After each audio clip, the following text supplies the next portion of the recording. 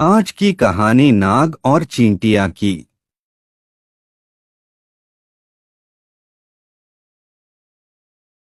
एक जंगल में एक नाग रहता था। वह रोज चिड़ियों के अंडों, छिपकलियों, चूहों, मेंढकों, खरगोश एवं छोटे छोटे जानवरों को खाता रहता था। इस प्रकार छोटे छोटे जीवों को खाकर दिन भर सुस्त पड़ा रहता। कुछ दिनों में ही वह काफी लंबा मोटा हो गया। उसका घमंड भी बहुत बढ़ गया।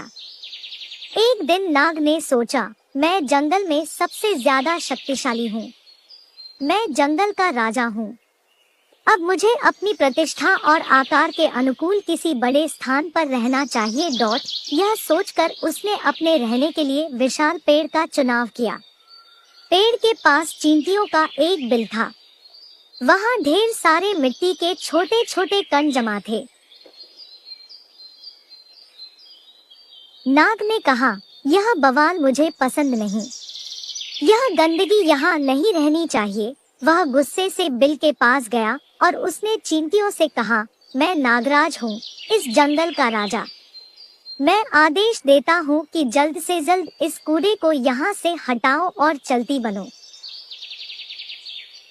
नागराज को देखकर अन्य जानवर थर-थर कांपने लगे, पर नन्ही चींटियों पर उसकी धौंस का कोई असर नहीं पड़ा।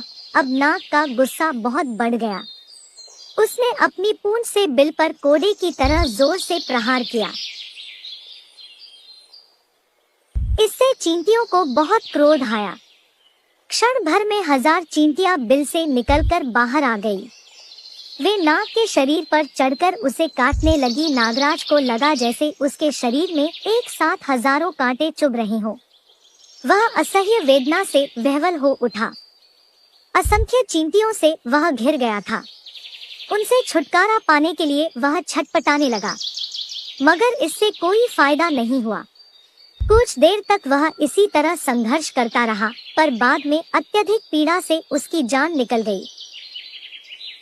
शिक्षा किसी को छोटा नहीं समझना चाहिए। व्यर्थ के घमंड से विनाश हो जाता है।